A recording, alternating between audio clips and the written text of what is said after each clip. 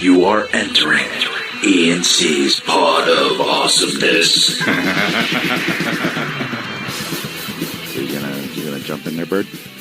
Yeah, I'm here, man. Oh, because every week I realize that there's just going to be nothing but silence unless I start this thing. Well, why? Well, because I feel like, we let people wait to hear me. Yeah, with anticipation. You're like the main event. I'm and other stars. No, you're like my hype man. Oh, okay. So I'm like what was Ali's guy? I don't know, but I know that he had a guy, Brown. Yeah. There was a guy that was like specializing in hyping, and I can't remember what his name was. Maybe Matt can Google it while we're... There was a guy that was so he's supposed to Google there was a guy that specialized in hyping. Yeah, so like... And it's going to come up. Boxers or people would hire him, and he would walk behind them, and he would Michael Buffer? Things. Oh, okay. Like, was his name? Here comes Tyson. Here comes the man. Bundini Brown? That's Ali's guy, Bundini Brown. That's right. And a crazy balding. Here comes the champ. Get out the way. Here comes stuff like that. And he had like this awesome balding fro. It was like if Hulk Hogan had an afro. That's what this dude's hair was like. It was awesome. you just Google a pic of it. It's worth it. I would love for you to go bald. You would because you're going bald. No, I'm not. That's why you. Oh no, I'm not. No, I'm not, eh? No, you jumped on that too quick. I just hit a hot button there, Bird. I just pressed one of the bird's wings down. No, I thought I was going bald at one point. You I got a little bit, as you get older, it goes back, little landing strip on each side, a little bit. And then I was like, what? And then I just rolled with it. I just embraced it. It's like, if it's going to happen, I'm not going to do any of these hair treatments or anything like that. I would just shave it really short, but it seems like it stopped. So it's very distinguished, I feel. All right. Well, now here's a question, and I'm going to throw you right onto the oven, right onto the one of the elements. That. You totally use Just for Men for your beard, though. No, sometimes when I heard the sometimes I do. I'm not gonna lie, because I don't like, but I don't do it so it totally covers it up. I just like to. I don't know.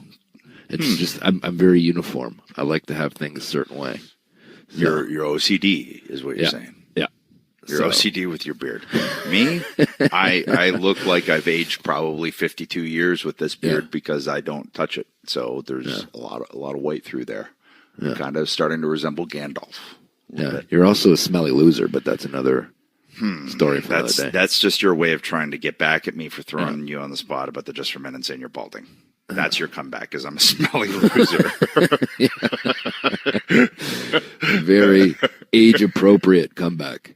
Yep. Yeah. So we both sound a little tired. It's because we're doing this at 8:30 in the morning. Because we got a little international flavor this week. We're going international. We are. And keeping our theme of the world's foremost feminist podcast. World's foremost feminist podcast. That's really hard to say. Yeah. World's foremost wrestling feminist podcast. I don't know. It's something. It's a bunch of words. So today we have Jazzy Gabert. Yeah. And for those of you who don't know, I'm sure you do if you're listening to this podcast, but watch the Mae Young Classic. And watch, there's a match in the first round, Abby Lath and Jazzy Gabert. And Jazzy is awesome. I don't know any other way to put it. She's a badass. She's got an amazing story, though. And everybody's going to find this out again if they don't already know. I mean, this woman has a story to tell. We'll let her tell it and not spoil it because, let's face it, she's going to tell it better than us. And let me tell you something, Edge. Oh, she's also known in some circles as the alpha female. Oh, she could be either the immovable object or the irresistible force. Oh, she could be a real problem for my protege, Paul Smackage. He might not be able to get her down there for the roll-up, brother. Oh, she might just take his head off and eat him for lunch and use the spare parts to stew other opponents, brother. Oh, you look out. To stew other opponents. So she's going to take Paul Smackage's body parts, put them in a crock pot or an Instapot, as the new thing is, which apparently is really good. Just you're a cooking guy, so I'm just Or a watching her crock on this. pot, and then she could just let it simmer all day, and then when she's done kicking people's ass, she can come home and enjoy a nice meal. But the Instapot does it so fast. What is it? That's what I've been told, yeah. You can do everything in like 8 minutes. And Well, not affect the quality of the food. Oh, so here we are with another Guyaki where I'm now plugging Instapot for absolutely no reason at all. Yeah. You're really bad for that. So And then feeds the stew to the other opponents that she faces. the stew of the limbs. So the alpha female, Jazzy Gabert, forces cannibalism on her opponents, is what you're saying. I'm not saying Is that what you're saying? I don't want to get on her bad side. I'm not saying it. I don't think you do, because she would destroy you. She would. I would love to see you bump around for her. Actually, that would be a hell of a match. That would be a hell of a match. Actually, so we'll let her tell her story. Let her explain what's going on with her, because there's a lot going on. And I will say that when Beth came back from the Mae Young, the first person she talked about was Jazzy. She just said, this woman's amazing. Her story, she's awesome. She's just a super great person with an amazing attitude, an amazing perspective, who's been through a lot in her life. So we'll get all the deets, as they say. And it's it'd be an interesting conversation, and it's cool. Like I said, we're going international. I guess you'd call us the iPod. Anyone? The iPod. Oh, Jesus. Is this thing on? It is. Yeah, I just, man. Yeah, the iPod. Yeah. How's your Christmas? It was good. My job, essentially, as dad, I've become Clark Griswold, I've realized now. I really have. I wore my animal pajama pants, and I wore my Griswold Christmas vacation t-shirt. That was my Christmas ensemble. And really all my job is to keep the fire stoked and like corral all the wrapping paper. I realize that's what I'm there for. And then to fall asleep on the couch. And I truly realized, I'm middle-aged and I'm a dad, because now I am falling asleep on the couch and drinking peppermint moonshine with hot chocolate. Yeah. That was me. Well, I just realized that like my daughter thinks every gift under the tree is for her at this point. So even when somebody else gets handed a present, she walks over and helps you open it. So she gets very excited about it. And also, I'm sure it's the same at your house, but at my house, we still have a full house here. So if you hear some noise in the background, a scream, it's a very good possibility that it's Well, as you can probably hear, there's piano going on in the background, and that's Ruby has decided that she's now at 18 months old a really good piano player. Well, she's not. So you might hear evidence of that. Yeah. Well, Mega Matt, how was your Christmas? Yeah, Mega Matt, what's going on over there? It was pretty good. I got a Paul Smackage wrestling buddy. Did you? Yeah. Threw that around the house for I didn't a while. know they made those yet. Wow. Yeah, limited edition. I grabbed one of those, and I'm not middle-aged yet, but I too sat by the fire and had moonshine and watched all my cousins' little kids run around. You had moonshine too? Yeah. They busted out on the holidays. What do you think the chances? You got to, right? What do you think the chances of getting one of those like Funko Pop Paul Smackages is? If Funko, if you're listening, if you are a single entity, old Funko, old wise Funko in your throne somewhere, make a Paul Smackage Funko vinyl pop. Yeah. Figure pop. I can't spit anything out of my face this morning. Well, if nothing else, maybe the hosers will want to see a Paul Smackage T-shirt, to go along with the Brother T-shirt and the no, we don't have. We don't have. Here we go. Yeah, You got rocket strappers. We got rocket strappers. Brother, Tommy. Yeah, a Tommy shirt. Hey, Birdman. All in pro wrestling where can you? tees, so go check it out. I was going to say, where can you find those? I was setting you up, but you just jumped all over it. That's all right. But pro wrestling. I I want to see a Paul Smackett shirt. So even if the hosers don't, I might just have them make one and give it to me. Yeah. So is it like Paul Smackage, master of the roll-ups? Like what? No, what is master of the small package. That's it. He just has the one move. Well, that's his finishing move. He has other moves. Like he has But other are they roll-ups. all roll-ups? Is what I'm saying. He prefers the roll up. So we got, there's an O'Connor roll-up. Oh, straight into a schoolboy. Yeah. Oh, coming up. And look at that. We have an Olympic roll. Oh, and then, there's a sunset flip. Oh, and a sunset flip out of the corner. Yeah. Oh, and A victory roll, brother. Oh, and there's a 3/4 Nelson. And then, yeah. Well, I'm just going through all the roll-ups I know. Yeah.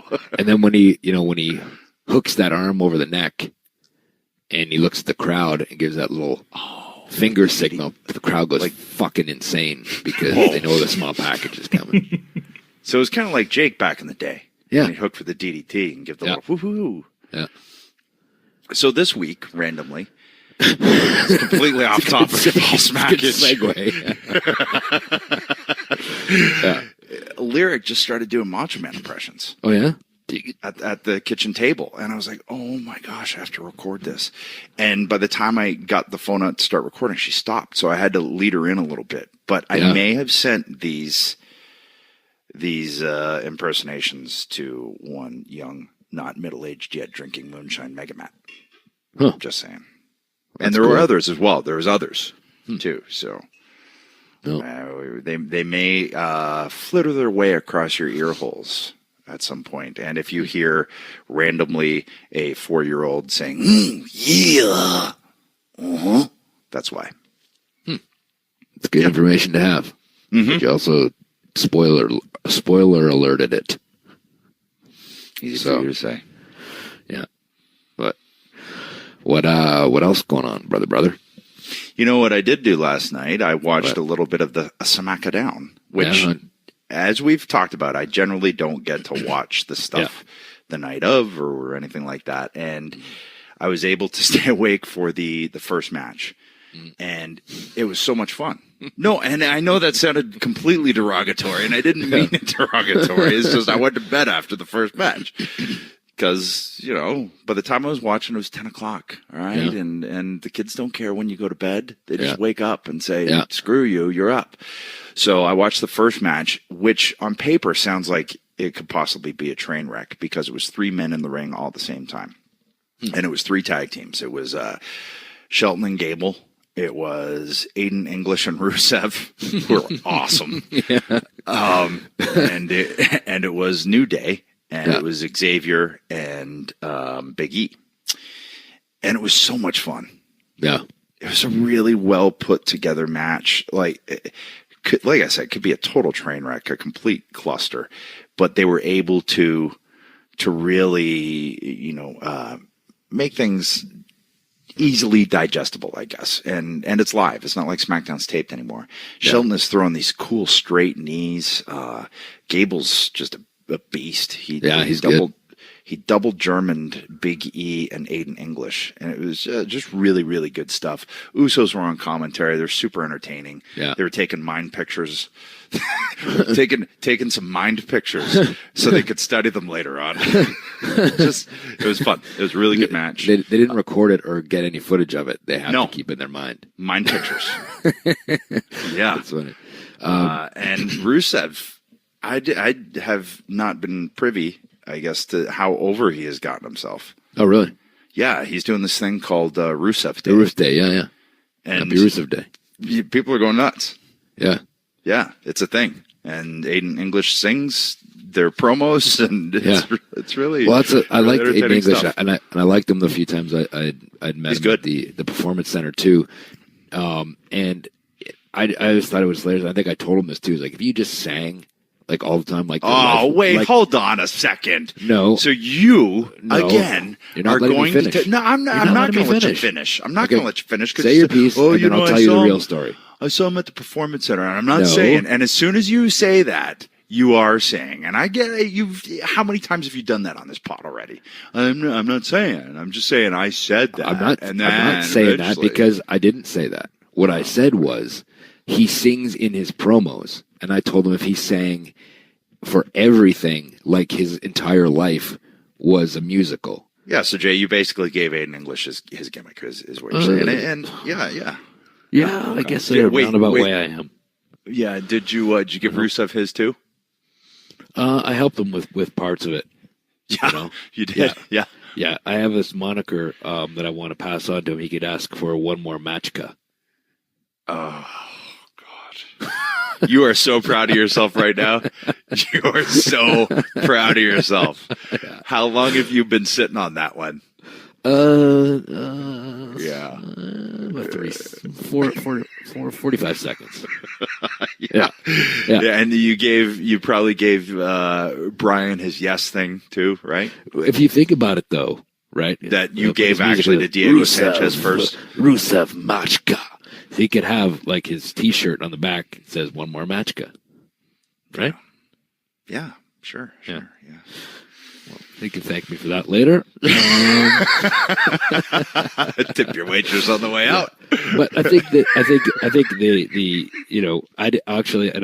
I did not see Raw or SmackDown this week. I'm not gonna lie. I had a full house here. Just was and a full driveway with the Winnebago. No, we did away with it. And okay. So, but the Prevost tour bus, but whatever. They I think the big picture here is what we've touched on in the past, is that the tag division is stronger and better than it's been in years, and to me that having a good tag division is always important, and it really lost that for a lot of years. So it's good to see it back. It's amazing to have it back, because otherwise you have a bunch of stale singles matchups or rehashed singles matchups or matchups that you're forced into, not saving. Yeah, or dudes that are like, or for superstars that are, you can call them dudes. Dudes, we're not doing with anything with these guys. Let's just throw them together as a tag team and put them in and make them tag champs. And really, at that point, the tag division really doesn't matter all that much. Yeah. Whereas now you can have a guy like Rusev, a guy like English, who are great, and put them together because there's nothing for them in a singles capacity right now. Whatever. I don't know how there isn't, but let's say there isn't. You put them together as a team, those guys are going to make it work. They obviously are. And then you have the Usos to anchor that thing down, because right now ain't nobody touching them. And then over on Raw, you got the Revival back. Yeah. You got, it's about to pick up over there. And you got Sheamus and Cesaro, who I've been touting from, for a long, long time. It's a fun division. And tag team wrestling, I know, we say it. I know Austin says it. Anybody who is really a fan of this industry loves tag team wrestling because of all the different scenarios and all the different things you can do with 4 bodies, or when last it's done night right, with 6 bodies, as opposed when it's done to 2. right, it's almost impossible to follow when a tag match is done right. Yes. So, yes, sir. But what do I know? Well, there you have it. I was only a fucking 9-time tag champ, but whatever. Yeah. Are we going to go into bragging about tag team titles? I have like 74 tag titles, eh? 14, but who's counting? All right. Winningest tag team wrestler of all time, but whatever. I would take those fucking tag titles. I would strap them around your fucking ankle. Yeah? Yeah. All 14? And then I would grab you. Yep. I would grab you by the back of the hair, and I'd bend you over frontwards and smash your face into the titles, all the while hitting a double bicep, because there'd be a mirror on the other side. And then when you were good, I'm a yogi, so I can stretch like that. When you were good and colored up, when you had the color flowing, brother, and they tried to bring the cut man in to stop the flow, I would drop kick his knee. I would take the syringe with the stuff they shoot in your face, the adrenaline to stop the bleeding, and I would jam your eye holes with it, so your eyes like swole up even bigger than they already are. Your stupid bug eyes, and then. And then I would step on your beard because I just stepped in dog poop, and I'd wipe my feet on your beard, and then I'd slap your ass. Well, see, I come from an era where I didn't have to get stuff shot in my face like you at WrestleMania. I just bled, damn it. And here's what I would say to that, because when you would try and ram my head into the belt, I would stretch all the way through because I'm so damn flexible now, right? Yeah. So I would actually end up flipping all the way through and landing on my feet. And while you're wiping the shit in my beard, what I would do is take those tag team titles, right? Yeah. I would shove them so far down your throat that I would reach around and grab the tail end of the buckle and pull it out of your ass. Yeah. And basically just clean out your insides with the belts, all the while like dipping a pipe cleaner? My shit. Yes, and dipping my shit beard in your mouth for you to taste.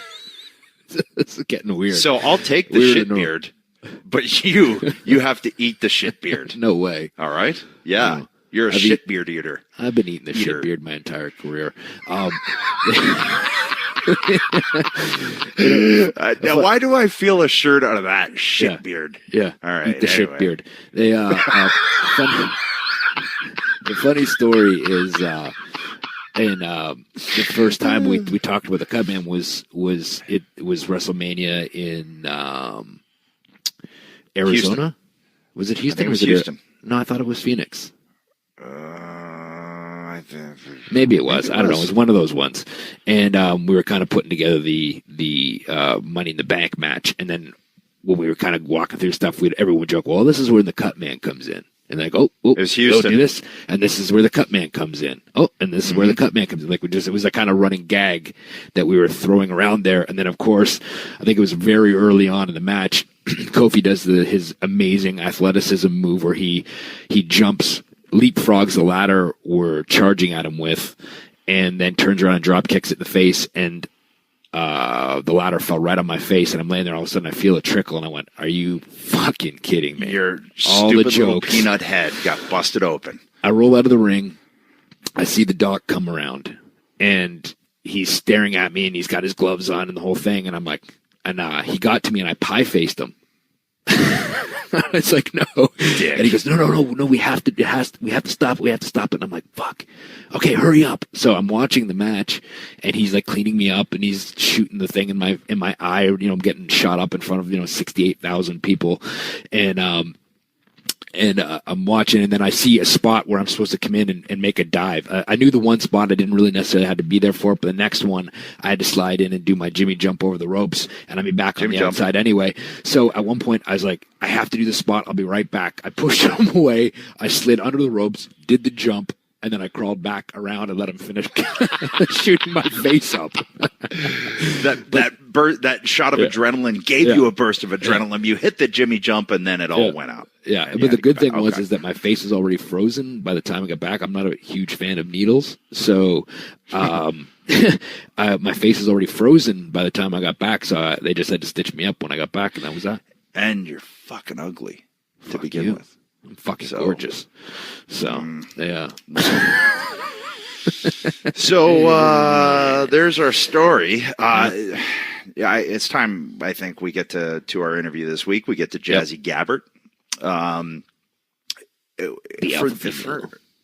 The alpha female. For people who don't know this story, you're going to be blown away. I have gotten tidbits here and there as to, exactly what this woman's story is. I really think people are going to be shocked, everything that she's been through, and just a really, really, really, really interesting story. So without further ado, I think we get Jazzy in from Germany. What do you think? Here we go. This is Jim Miller, and Origins is back.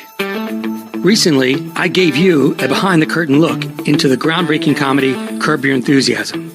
Now, it's time to take you on another ride, one that's nearly 40 years in the making. Available now, the podcast series Origins with James Andrew Miller, Chapter 2, a deep exploration into the world of ESPN. In 5 different episodes, we will reveal previously unheard and unpredictable moments that turned ESPN from a ramshackle couple of buildings into one of the greatest media success stories of all time. Spanning its early beginnings, its meteoric rise, to its current challenge state, you'll hear from all the key players, in front of the camera and behind. Look for Origins with James Andrew Miller on Apple Podcasts, Google Play, Spotify, or wherever you download your programs.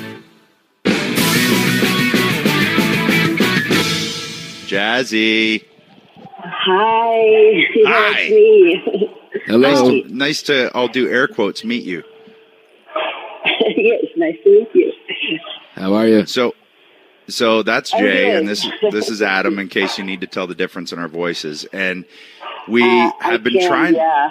Okay. We've been trying to set this up time-wise because Jay has screwed up the schedule multiple times. So now we finally got this happening. You're calling in from Germany, right? Yes, I do. Yeah. Okay. Well, thank you for doing the show. You know, I know you've been getting all kinds of questions about what's happening, and now that they've announced the Women's Royal Rumble and all of those things. But before we get through to all of that, do you want to talk about? We got to talk about your life story, because Beth filled me in a little bit. But for people who don't know, I mean, this is a movie. Yeah, kind of, right?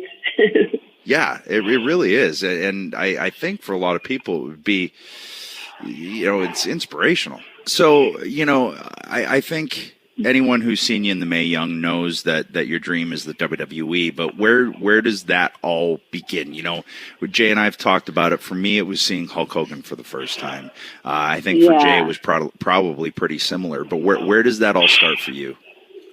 Yeah, it definitely started the same, like with Hulk Hogan. Okay, it was like this. I don't have like a real family. I'm adopted, and I was like in a foster house till I was 6. When I came to this new family, it was all a little bit messed up. They had 3 sons, and they really desperately wished for a girl. So they brought me into this family, but as you maybe can tell, I'm not like a typical girl.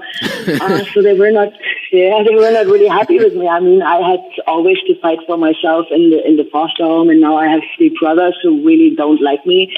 Because, of course, in the beginning, it was all about me. You know, I got a lot of presents, and I was like the kid they really wanted. And my brothers, they had like a really hard time because they were so unwanted. So they gave me, of course, all the trouble back.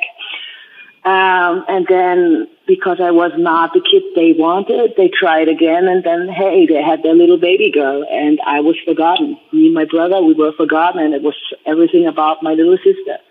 And then we were about to move, because I was born in East Germany, and in 89, in 89 the wall came down, and then we had to move, and our parents didn't told us.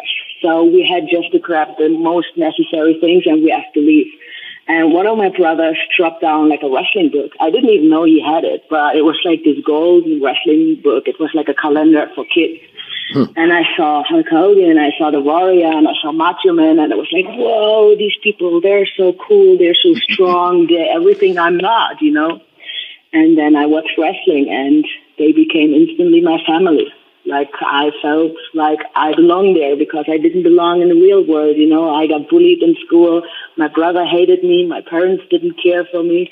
But wrestling, it seems, that was the perfect for me. And they had wrestling on. That you found wrestling on TV at that time. Like you just explored it a little bit more. Yeah, like we had like the DSF, that's like a sports channel. They had it at, I can't really remember. It was like at 1 o'clock in the night they had it on. And then again at 3 o'clock in the morning, like 3 a.m. And most of the time I couldn't watch it at 1 o'clock because my brothers or my parents were still watching TV and they didn't let me. So I stay awake till 3 a.m. and then I watched it 1 hour and I sleep in school all day. But nobody cared, so... And I did that like every night, you know, like that was every night on. Yeah, it was crazy. If I'm looking back and if I see it from a parent's perspective, it's like, what the hell? Yeah, that's my little childhood. It's funny. We've had so many guests on the show who talk about the fact that wrestling became almost a father figure, a brother figure, a sister figure, or it filled some kind of hole in their life, whether it was the bullies at school or what have you. So it sounds like you had a much more difficult holes to fill, but that, wrestling was that for you. So where does it go from there? What's the next step for you after you discover wrestling? You know what? I think it's the truth. Like, I hear it many, many times. Many people say wrestling saved my life and all that, and it's the truth. Like people who are not into this wrestling and who can't understand the whole thing, they laugh about us. But without wrestling, I swear I wouldn't be here, and I mean it. But yeah, like, for example, man, it was so crazy. I was in school and I had like all my only wrestling was in my head. And whenever it knocked on the door, I was like jumping around and I was hoping so bad that my parents, my real parents show up and like Hulk Hogan or something, you know what I mean? And that they say, hey, Jazzy, it's time to go home. Then I was obsessed with wrestling, but it's good because otherwise I would have maybe ended up like my brothers. My brothers, they became alcoholics, or they have a lot of things to do with drugs, and then they ended up in jail. And I never did anything of that because my dream was always to go to America. And I don't know why, but I always knew if I do any of this, like if I have any, in my criminal record, that I cannot go to America. So. Yeah. I don't know. I tried to be a good girl. And then when I was 17, I had to move again. And then I moved back to Berlin, where I was originally born. And then I found a wrestling school. But that was really a little bit difficult too, because in that wrestling school, they were all like foreigners, like Muslim people. And when I came in there and I knocked on the door, I said, hey, my name is Jazzy. I want to be a wrestler. First of all, they were like, no, we don't want girls, like, go away. And on the other side, they also say, I don't have what it takes, and so they didn't want to let me train. I found out where the trainer lives, and I went to his home, and I knocked every day on his door. I said, please, I want to be a wrestler. I want to be a wrestler for 3 months. And then finally he said, okay, you know what? He spoke to the other, and of course, like later, they told me, we just wanted your money, so don't believe anything. I'm like, whatever, but I got a chance, And then they beat me up every damn day, and every day I cried. I went home, but I still wanted it. Like, I really wanted this. I don't know why, but this was like my calling, I think. Yeah, there's sometimes there's no explaining it. It just is. It hits that vein that is for you, and there really is no explaining it. Like you said, there's no explaining it to people outside of it. There's no explaining, if you were to try and explain this podcast to people who have never watched wrestling, they'd be like, what? I don't get it. But for people who watch and people who love this and grew up with this industry, they get it. So I think, the fact that you every day still went and knocked on this trainer's door. I know our trainer, Ron Hutchison, he basically wanted you to prove that you wanted to be a wrestler. And maybe that was their way. I'm giving them the benefit of the doubt. Yeah. And at what point also, like, were you actively like looking for wrestling schools before you went back to Berlin, or was it that you just kind of happened to see it when you moved back and this was kind of your opportunity to kind of explore it further? No, like, honestly, I didn't even know that there was anything else than WWE or WCW. I didn't even know that there was something like European wrestling. I mean, in England, for example, the scene is really big, but I didn't even know about it. Yeah. But I have to say also, it's like I'm a little bit old now. It's back in the days when there was not big internet, so back in the days we didn't have the chance to go on the internet and look stuff up. Yeah, we still wrote letters back in the day. Yeah. We come from the same school. Don't worry. So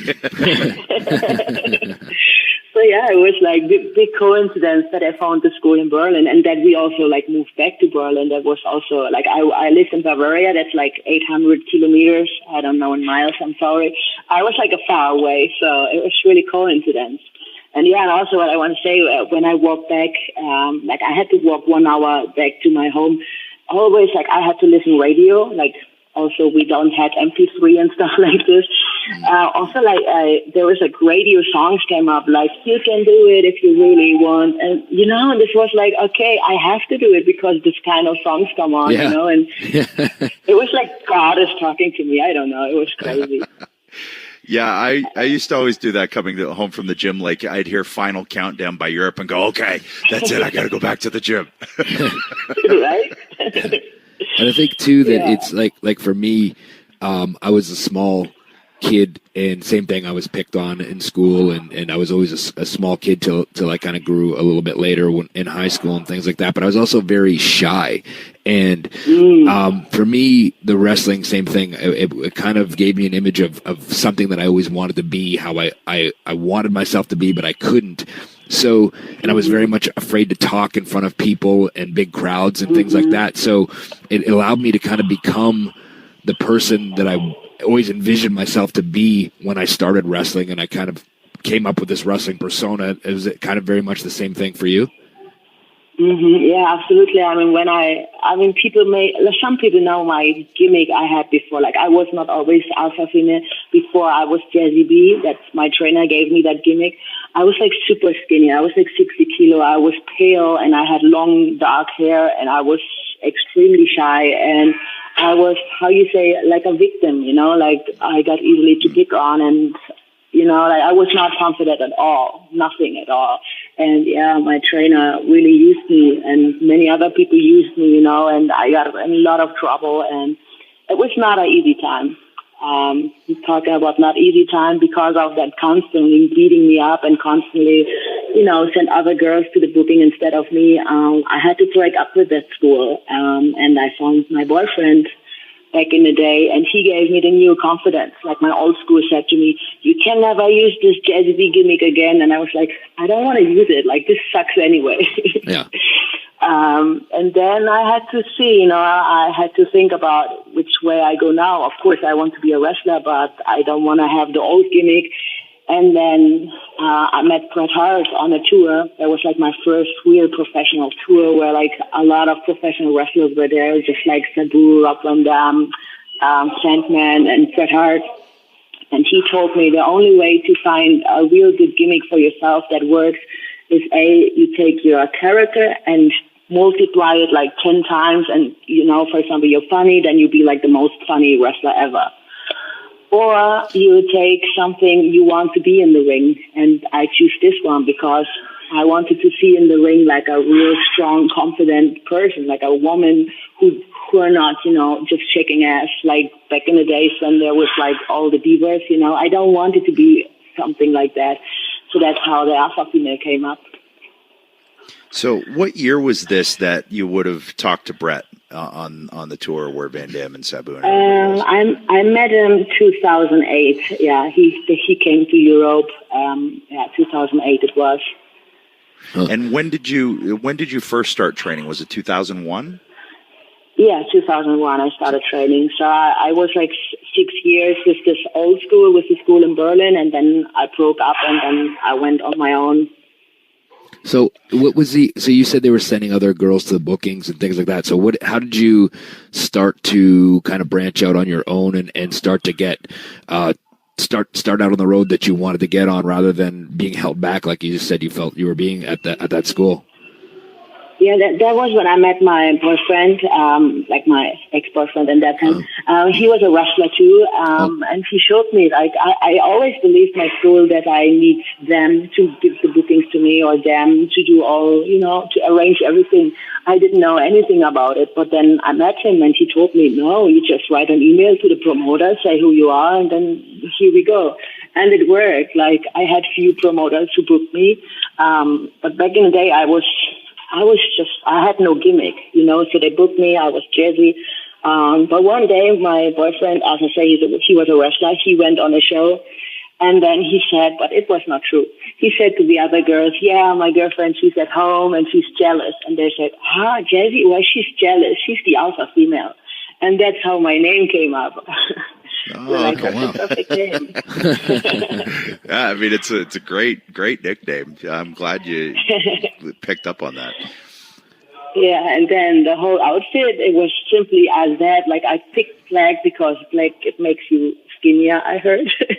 And gold is the color for champions, right? So I have the black and gold gear. So that was the idea of the alpha female. And the hair, it just happened, it just, I worked around it. And then one day I came up with the black and gold, and I really liked it. So when was it that you started kind of, doing the look that everyone, like you said, that may be listening to this podcast saw you in the Mae Young Classic? When did you, what year was it that look all came together, the alpha female and the whole package came together?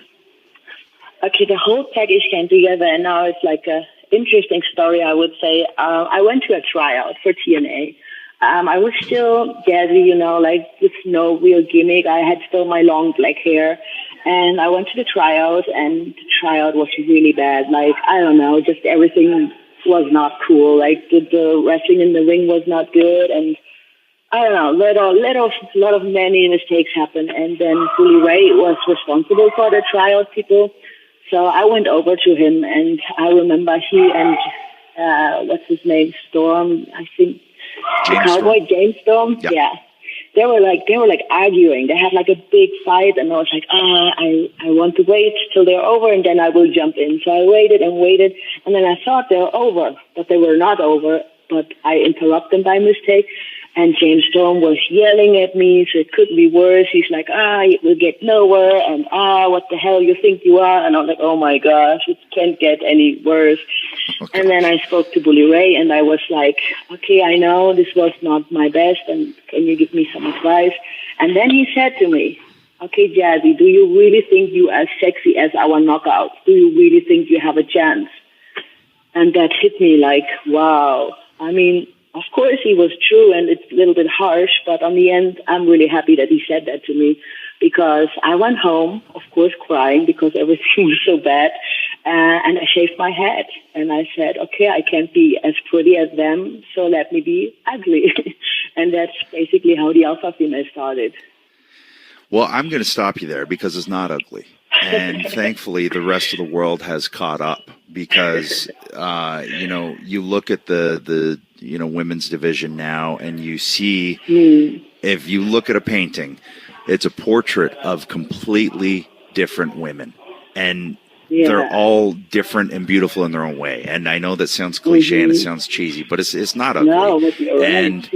And I think Bully or Bubba was just behind the times, as everybody was then. And, back when it had to be, the conveyor belt of models. And it's not that. And life isn't that. So, wrestling, it has always been... For a while, it was the depiction of superheroes, and that's what attracted us all to it. I get it, but now it's more of an outlook of what life is really like. And you see a guy like Daniel Bryan make it to the top, and you see someone like Nia Jax in there, and someone like you in there, and that to me. Meanwhile, you look like a superhero, so it's not like you're some little flower that could get hurt. You look like a badass alpha female, so that just got me fired up a little bit. I'm gonna have to talk to Bubba next time I see him. Don't worry, we talked about it. I think too that it's like Adam just said, it was a time where everything was very cookie cutter, right? So, and now you see, people being themselves and being unique, and it's more, people getting to be their real self, and I think that's cool that it's been pushed thanks to women like yourself that have laid the groundwork for things like this to happen. So, I think that's you should give yourself a pat on the back for that as well. Thank you. Yeah, well, I spoke with him already, and I said, on one time I'm really, really happy because maybe the alpha female would not be there without his harsh comments, So I'm a little bit happy. So that's why I really worked out so hard, and I had like more muscles than all the other girls because I thought, I don't want to look like them. I am not like this way. And, many people or girls, they ask me if I stand up for anything, like stand up for the bold woman, like the tomboys. And no, I'm just me, and I happen to look this way. If you look at other pictures, like from, 10 years before, it's a different person. You would not tell it's the same person. So, but I'm happy for this way I'm coming, I don't know. Yeah, we will get later to it. Well, and I talk about Beth a lot on this because I'm married to her, but when I saw you, I thought, oh, that if those two had ever had the opportunity to work, because Beth was told the same stuff. She was told exactly the same things you were, and had the same doors slammed on her face, and she was too muscular and too, and all of these things, but she wanted to be different because she knew, like you, that she wasn't going to look like the flavor model of the month, that she had something different. And, so it's weird because this part of your story is very reminiscent to hers. But go on. Sorry, I just had to throw that little tidbit in there. All right, so we're at 2010, right? Okay, so here and there, I tried to make my way. Oh, yeah, and then 2010, I broke up with my boyfriend, and then I was kind of free, and I didn't really know what to do, so I moved to England. I moved to London, and I found, like, I don't know if you know him, Alex Shane. He's like a manager over there, and I worked with him together, and I don't know, like, some people say it was a big mistake, but some people say whatever. But he promised me a lot of things. He promised me that we have a lot of bookings and all that, and it terribly failed. Like, I ended up living in a warehouse with rats, and I was like really about to quit. But then, thank God, 2012, Japan called me, and I went to Japan. Oh yeah, I had a WWE tryout in 2010 also, but unfortunately it didn't work out. I don't know. They didn't give me a real reason why not. But anyway, then I went to Japan. They don't. And, they just, it would have been so much easier if they give you a reason, and then you can work on it. Or if they give you a reason, hey, this is the reason why you never ever will be here, then you have, you can live with it. But if you just don't get an answer, you don't know, should I hang on or not, Yeah. But then I went to Japan and I made history. I'm the first and still only woman who could win a major Yoshi, like a female Japanese women's championship title. And I'm really damn proud of it because that was like a really hard time. Like, oh my God. I opened the door for all the foreigners. Because first I was like, when I started there 2012, I was like one of the only foreigners who would be there.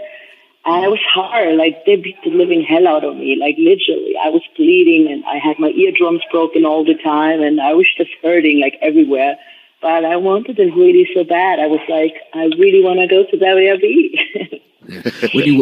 When you went to Japan, was it, you said that they called you, had you sent footage over there, or was it something they had heard about you and called, or how did that happen with you going to Japan? It happened because I worked for Pro Wrestling East. That is like a female wrestling company, just like Shimmer or Shine for America. It's like Pro Wrestling East is the one for Europe, an all-female company. And there happened to have Japanese people over. Like, that was like a Pro Wrestling East against Ice Ribbon. And there was a talent scout from Japan, and he saw me, and he saw instant money in me. So they brought me over, and first it was only for 2 weeks. I had like 2 matches. And when I arrived at the airport, they were like super excited because like what I do at the airport or like in general, when I go to a show, I dress up really nicely because I want to show the promoter and also the fans that I put effort in because, for me, it's special. Of course, I see other wrestlers come in and they're jogging, and being all comfortable. But for me, a wrestling show is special. I want to show the promoter that it's special. So that's what I did when I came out of the flight. I mean, I had like a 10-hour flight or something. But I go to the bathroom, I dress myself up with high heels and all that, and I think they really appreciated that. And they were That's the old really Ric Flair adage, dress like a champion. You have to. I don't know. Like, even like when I do MMA now, I always want to dress up really nice. Like, my team don't understand it, but I like, come on, guys, dress up. So, yeah, it's a different story. Oh yeah, and at the airport they asked me, can you do a 30-minute match? And I just come from a really bad time from the UK, you know, like, as I said, everything didn't work out like I wanted to, and I didn't have any money, so I couldn't afford proper food, I couldn't afford to go to the gym, and I looked like really, really bad, and I was like in really bad shape. So they asked me, can you do a 30-minute match? And in my head, I'm like, no. But of course I said yes. And then I had this 30-minute match in Osaka. And after the match, the promoter came to me and he said, you passed the test. And I didn't even know that there was a test. But apparently there was. And then they asked me if I want to stay for a long time, like for 2-3 years. But I was like, excuse me, but can we maybe try first like 3 months, because I'm not really sure if I can, you know, if I can adapt to that style and everything. Well, that style, that lifestyle, it's everything's different, right? Yeah, and it was so hard. Like, you know, like I'm a showgirl. I love wrestling because, you know, it's a lot of show. But in Japan, it's not so much show, it's more wrestling. So it was different. It was not my style I loved, you know, so I didn't know if I would enjoy it. And also, you know, the food and everything's so different with the language. They don't speak English. I cannot speak Japanese. So I had to figure out if I like it. And the next tour I came back, it was like a 3-month tour. And the very first match I had, I won the title at the Korakuen Hall. And I beat Nanae Takahashi, who was unbeaten for 2 years. So it was like a big deal. Yeah. So how long? So Korakuen Hall, wow. So how you do this tour, and then so what comes after that? Do you decide to stay there and add to your resume, or what's next? Yeah, next is I found my family. Mr. Masahiro Chono, the legendary wrestler from Japan, he wanted to meet me. And he invited me to his office. And when I came to the office, there were so many photographs from the press and everything. And they have like a lot of pictures. And everything was so, you know, formal. Like I didn't understand a word. And they were talking. And then everybody left. And then his wife came around the corner. And she's German. And she's like, hey, it's so nice to see you. And she's like attacking me with German words, like, whoa, whoa, whoa, whoa. And it was just so amazing. And she could have been my mother. I mean, we look the same, right? And so they kind of adopted me. I mean, I'm their family now, you know. They call me daughter, and we spend Christmas and all good holidays together. And so, yeah, they're my family now. So I found my home. So that was next in Japan. So you really did find your family in wrestling, like we talked about earlier, how you looked to wrestling as this to fill that hole, and then it literally did. That's pretty amazing. Crazy, right? Didn't even for then after 3 months, you know, and then I was to say, and Chono, who's a legend in Japan too, right? I mean, and it's funny. I actually have a funny Chono story. So my wife, well, my wife is from Germany, and oh wow. Yeah, and she grew up in the Frankfurt area, and one year we went over and we were spending Christmas over there. You know, we love the Christmas markets and doing the whole Christmas thing over there. It's deal and so fun. And we were downtown doing some Christmas shopping in Frankfurt, and it was like a super cold day. And we were walking around, and there was this little cafe, little coffee shop, and we were like, let's just go in here and get a quick cup of coffee. We happened to be walking by it and just warm up for a bit. So we walk in there, we get the coffee, we sit down, we're drinking a coffee, and all of a sudden I look over at this table and I'm thinking to myself, I was like, is that Masa Chono sitting over there? Like, I'm just staring at him, and my wife's like, well, what are you looking at? I was like, that guy right there, I think he's a Japanese wrestler. I think that's Masa Chono. He's like a legend in Japan. And she's like, well, go over and say hi to him. And I was like, well, I don't want to bother him. And she goes, I don't think you're going to bother him. Go over and say hello. So I walk over, and he was with a few other Japanese guys. And when I walked to the table, they all turned and looked at me and went, oh, Christian. And I introduced myself to Master. I introduced myself to Master. I said, I wrestle for WWE. And the other guys there knew it. And we talked for a few minutes. And I was like, well, you know, what are you doing here? He goes, I have a house in Germany. My wife is German. I said, oh, me too. So we had a little small talk and said hi to them. And then And then like 5 years later, I ended up wrestling on the Wrestle Kingdom show in Japan. And I was standing there like putting my wrist tape or something on. He walks over, he goes, "Hey, have you been back to Germany recently?" And I turned around, it was him. We had another conversation and a couple laughs, but he's a really, really nice guy. So that was cool for me too, because I grew up looking at him in wrestling magazines and things like that too. So that was a pretty cool moment for me. Yeah, absolutely, right? Like for me, he's also like this huge legend. But when I'm at his home, of course, he's like a normal person, right? And sometimes I play with the kids hide and seek, and then I see him, just in his pajamas, and I can't believe this is happening. That's funny. So I went home after 3 months, and then they brought me back, and then I stayed for a while. Like I gave up all my things in Europe, and then I moved to Japan like for longer. We agreed for like a 5-year contract. And I spent a lot of time in Japan, and I learned a lot, and I found peace definitely. Just not with wrestling. I mean, also like in personal life. I got like really spiritual all over there. I found my big love also. And it was just a great time. In 2015, I had to go home because, of visa problems, and it was just time to have a break from wrestling because my body was hurting and everything. But 2015, I had another tryout for WWE, and actually it went really well. Like I could do all the exercises, and everything was cool, but again, I got a no, and then I wanted to retire, actually. Like, I was like, okay, this is it. Like, I'm not getting any younger, and I don't know what to do anymore. And then my promoter called me, my manager called me, and he asked me if I want to try MMA. And I was like, okay, well, maybe this would give the alpha female, like, the next thing that's needed, because alpha female in the ring, she's, like, badass. But, that's not real. Maybe if I do like an MMA match and I win this MMA match, maybe I can show the world, hey, I'm really, like badass. So I moved to an MMA camp for 6 weeks only. In 6 weeks, I learned the basics of MMA, and I thought, hey, I'm an MMA fighter now. So I went to this fight in Berlin, and there was this girl, and I was petrified. I was so scared of her. And my team, don't be scared. This is going to be easy. You're so much better than her, like telling me all these lies. I was so scared. And then I was in the cage, and my mind cannot tell the difference. It's my mind and my body has thought, okay, this is just another wrestling match. So I couldn't really focus. Like I saw all the people, I could hear every people talking, and my body and my mind just not want to get into this match. So, okay, the referee, he says, are you ready?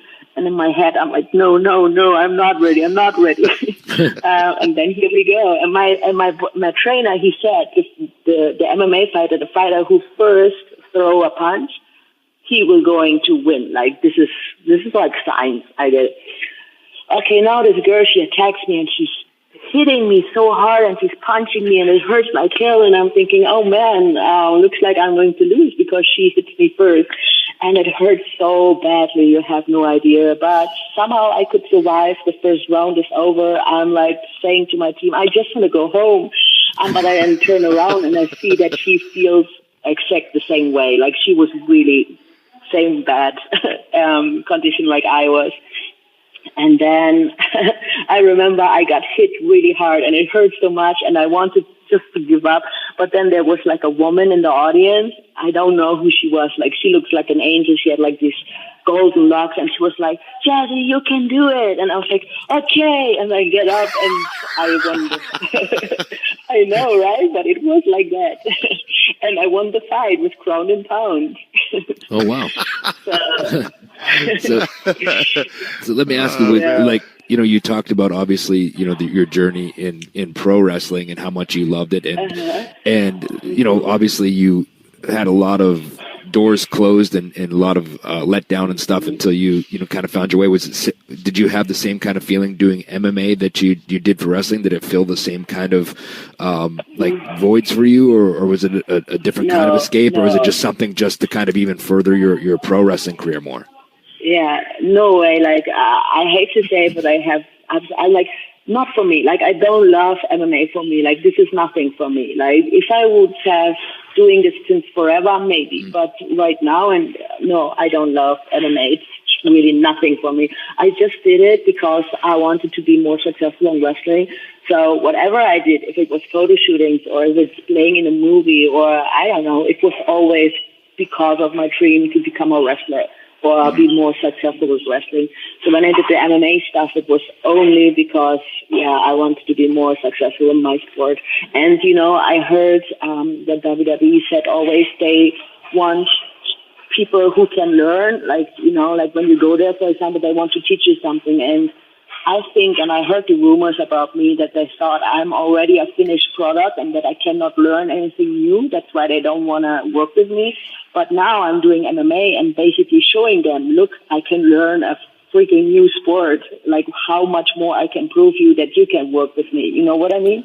So that was my basic idea. Well, my theory is that you're never a finished product. I think that you're always learning and know to the day that you stop doing it. That was always my take. Every time I went in there, I tried to get better, and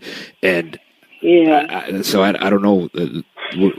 What do you feel about that? But not everybody is like that. Like some people are so ignorant and arrogant that they think, okay, what I offer is enough. But of course, I knew always. And I wished always that I had like a professional trainer. Like, don't get me wrong, the trainers I had, they were good, but they were never like in WWE or so. So how can they teach me something from there? You know what I mean? Right. So I always wished that I had like a super awesome trainer. Well, I've always adhered to that too, because, I went to school for radio broadcasting. I went to school for radio broadcasting because I thought it would help with my promos and my timing and my inflection, so I wouldn't sound like, kind of a monotone robot. Anything that I did growing up, because I was the same as you, I just wanted to be a wrestler and that was it. So anything that I did was to add to my folder, my tool belt. Okay, this can help me with wrestling. This can help me with wrestling. I'm not going to go skiing as a teenager because I don't want to break my leg. Right? Those were things that I did because I thought either A, it would help or it wouldn't help. So I wouldn't do it. But so that sounds similar. You decided, all right, I'm going to train for an MMA fight in 6 weeks because it will help me with pro wrestling. Like on paper, that sounds absolutely ridiculous, but it's awesome. It's funny too. Like it's funny too. Like to a normal person, that seems insane, but to wrestlers, it's like a different thought process, right? It's not insane. It's just like, this makes sense that it would help me with, and you can justify it that way. It's weird how the wrestler's mind thinks. Absolutely, yeah. Like, oh man, if this girl, if she had a little bit more stamina, she would have kicked my ass. And that's for her, like, she knew it, like she know it, and that's why she can't get over that loss. And sometimes she's still writing me on my Facebook how much she hates me. I'm like, just get over it. Come on. Okay, so you do the MMA fight. Now, what pulls you back to wrestling? Still nothing, I have to say. Like, still I didn't got, like, of course there were booking requests, but I was tired, I was tired to do all the indie shows for a little money, and I was like, no, I just want to go to WWE, like, this is my dream, or do something more exciting. Like, wrestling wasn't exciting for me anymore. And then Ryzen called me. Ryzen is like this big Japanese MMA promotion. It's similar to UC, but Ryzen has like all these big fights. And then they called me for New Year's Eve and asked me if I want to challenge Gabby Garcia. If you don't know who Gabby Garcia is, don't look her up. You will be scared. She's like this big, huge, monstrous woman who beats up old ladies. She will do that again, like a 50-year-old lady. She's going to beat up, and she did it twice. And so I went to Japan, they booked me, and they say to me, after she beats up this old lady, you jump in the ring and challenge her. I was like, okay. And they say, you can say whatever you want. But because wrestling is in my blood, I cut a totally wrestling promo on her, and she did not know, and she was angry. Oh my God. So I'm saying to her, I'm going to kick your ass. And she's like, what? And she's like, come on, bro, let's fight now. And I'm like, oh my God, what did I get myself into? And they promised me when she comes towards me and she wants to attack me that they're going to help me. But yeah, no, nobody came. She's up my face and she's, trash talking. I'm trash talking back, and she's like, come on. And I don't know if you know her, Cyborg. I think Cyborg is a name for you, right? She's in her corner, and I'm like, oh my gosh, if they beat me up now, I will die. So, but what also happened, the whole show, I had the front seat. Like, this was my place. I had only this front seat. So after I cut my badass promo on her, they brought me backstage. But I had nothing backstage. I had nothing to do backstage. So they brought me only to the entrance and said, okay, whatever. And then they left. And I knew in 5 minutes, this big freaking angry monster will come and will get after me and maybe beat me up here in the locker room. So I just open a random door, run in there and say, hey, can I hide here? So it's quite funny. Yeah. I have so much heat with all the Brazilian people now. They hate me so much, and they're telling me that I have no chance and I will die. And they're freaking, this is hilarious. Like, what did I get myself into? But it helps. I got another, yeah? Well, so after you find yourself in a ring cutting a wrestling promo to Chris Cyborg and her massive, monster. Boyfriend, so now what? Yeah. So now what? You hide in the locker room. You get out of there. Now where do you go? Like, what's the next step? All right. The next step was, of course, a lot of beef online, a lot of attention online too, which was really cool. And then Ryzen called me and said, okay, you get a fight, but not with Gabby this year, because I don't know. I'm saying that she's running away from me, whatever. But they put me in front of this judoka. Like, she has a black belt. She's like the Ronda Rousey of Japan. They say, you have to fight her. Okay, my manager says and my trainer says, you don't have any chance. You should not do it. But then I think, okay, but if I don't do it, what can I do? I will not get any promotion. I will not get the chance. I can try. I mean, what worse can happen? I mean, I will tap before she breaks my arm, I thought, So, all right, so I'm going back to training camp. I'm training MMA, I think 3 more months. And then I went to Japan, 20,000 people watching. And I find myself back in the MMA ring. And this little girl in front of me, and we go... And in the first round, we boxing, bam, bam, bam, back and forth. And it was exciting, like nobody really expected that. But unfortunately, in the second round, she got me with the armbar and I lost. But you know what? I did not do too bad, of course, I wish I would have won, but whatever, she was a black belt and I was only training for 1 year altogether. So it's not a big shame. But, I can't pronounce his name. Marolo, the announcer from WWE. Mauro Ranallo? Mauro Ranallo, yeah. Yeah, I can't pronounce his name. But he said something like, when I came down the ramp and did my entrance, he said something like, she's a professional wrestler. That feels so good to say that. And this little line make it around the internet, because in WWE you say not professional wrestler, you say sports entertainer or something, right? And because of that, because he said that, it went viral and it was everywhere. My face was everywhere, so that helped me a lot. And I honestly believe that this is one more of the reason why I got back on the radar of WWE. Mm-hmm. Yeah. Last week we had the Singh brothers on, who wrestled as the Bollywood Boys for 11 years before they got to WWE, and they had kind of know. Yeah, and they had told this story how Triple H had told them, if you guys are supposed to be the Bollywood Boys, maybe you should go to Bollywood and try and get some parts in Bollywood movies. So they did, and it's very similar in the idea that you just keep trying things that will add to your overall portfolio for them to go, okay, this person is teachable and does really want this. So you feel like that was one of the things that they saw. So is that what brings us to the Mae Young Classic and you getting the call for that? How does that all come about? You know what? I forgot actually something. I forgot my stint with TNA. Well, okay, then we got to talk about that. Yeah. I went to TNA. When was it? Oh, yeah, it was 2013. I remember they were in Europe and they had some TV tapings and they were asking me if I want to be a part of it. And of course I wanted.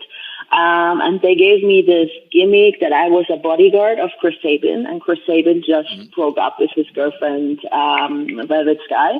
So we had like this little storyline that he's, attacking her, she attacking him. I come in and I'll be like the bodyguard. Which was all cool, and it was fun, but there was like something that really annoyed me. The commentary, for example, said all the time stuff like that I'm his girlfriend, and they said like, is this a man or is this a woman? Stuff like that. And I was like, I don't like that. And so they were asking me, like, I had two offers on the table. I had Japan, who asked me to stay for 5 years, or they asked me if I want to go to TNA. So I choose Japan because, again, I was not really happy with the storyline. And then I heard all these weird rumors, with payment on all that. So I took the more safer way, I guess. I don't think it is. I think it's the better way, and good for you for doing it because, you can have commentary say bullshit stuff like that, or you can go to Japan where you get to get in there and go and have 5 years as opposed to instead of being, a rehash storyline, a la, China, let's say, as the female bodyguard. It's been done. So good on you. All right. So and then you do TNA, Classic, then you go to Japan, and then MMA, then Mae Young Classic. But by the way, this story is as crazy and awesome as I told Jay it was. This is a hell of a story. Okay, so now it's Mae Young Classic, and how does this all come about? Who calls you? What do you feel? Everything about it. Fill us in. Okay. All right. So the Mae Young Classic were announced, and the first people already got announced. So I thought, okay, damn, I really wanted to be a part of it, but they don't call me already. First person are announced, so I'm guessing everything is already set up. So there's no chance that I will take place at it. And I was really, really upset. And I was saying to myself in my head, okay, goodbye wrestling, like 2007. I announced it already 2017. I'm going to retire. So I said that. And then there was the call. Not the call, it was an email. Kenyon Seaman wrote me. He said, Jazzy, I just want to check on your contract status. Are you under contract with anybody? So I'm like, oh, wow, what is this? Oh, my God. And I'm like, no, I'm not under contract. I mean, I have a contract with Ryzen, but this is only for MMA. So they wrote back, okay, we're interested to have you in the Mae Young Classic, but unfortunately it's full, but Triple H will think about it. I'm like, oh my God, like there's a chance. Oh my God. I was like super excited. And I went to training like a crazy person. I went 3 times a day. In the morning, I did like my bodybuilding. In the noontime, I did my jogging, workout, cardio. And in the evening, I do sparring and MMA stuff. And then I think it was a week later, they say, okay, there's a spot for you. And then we did all the paperwork. And then they announced me already. Like I was like really quickly announced, and I was like, wow, this is surreal. I can't believe it. And I worked out so crazy. And while doing this workout, I don't know, like I thought I pinched my nerve and I had so much pain in my shoulder, but I still worked out, like a crazy person. I wanted to look in the best shape ever that I can, as possible can for the Mae Young Classics. And then I flew to Orlando. They flew me and a few other girls, just like Piper Niven and Toni Storm was there. We flew in 10 days before. And then I came to the Performance Center, and it was like incredible. It was like a little child going into a toy store. And it was a dream, and it felt for me like this is it. Like I was always scared. I have to say, I was always scared about WWE. I always thought, am I good enough? Of course, there's this question: can I do this? Will I be good enough? But when I stand in the Performance Center and I looked around, I was like, yes, this is it. I will give my best. I will give all I got, and this I have to do. Like it felt like home. I swear to God, it felt like never before.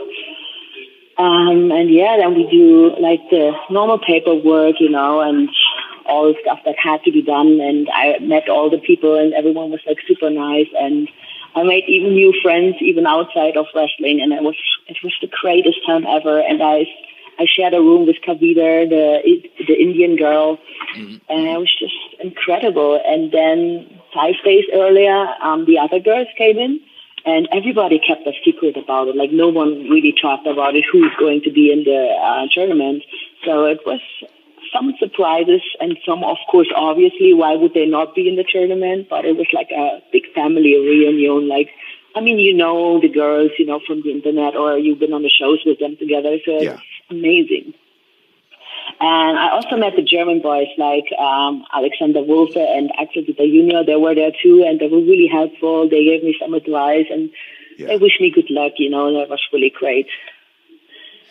So it feels like you want to say something. Well, you have this. So you have this week. You get there. You see what the NXT and the Performance Center and everything that they have going on. When do you find out the tournament brackets and what's happening in the tournament? How far before it actually starts? That was actually really, how to say, like, it was surprising for me that we don't know earlier. Like, the first day, like, it was two groups. Like, one group did on the first day the whole media thing, you know, like giving interviews and photo shootings and stuff, and the second group did it the other day. And these 2 days, like, altogether for 5 days in advance. So 2 days we know absolutely nothing. And we're like, okay, who's going to fight who? Who's going to win this whole thing? There were rumors that Tony Storm will be the winner, you know, but nobody really knew. And then on the third day, they told us. And then I heard that I have to fight with Abby Lee, and I was extremely happy. And then I knew, okay, I have to be out in the first round. And I'm like, okay, you know what? It's of course sad, but I get my chance. And this is all I wanted, right? I wanted a chance. And when I heard it was Abby Lee, I was like super happy because, first of all, you know, I'm going a little bit strong style because the whole Japan thing, and I don't know, I'm just so much stronger, and I'm not, I don't know, my clotheslines and stuff like this. Some girls, of course, complain, but I knew that Abby Lee, she would not complain because, you know, she worked with the guys and she did hardcore matches. So I knew she's like the perfect opponent for me. But also I was shy, of course, and I also was not confident.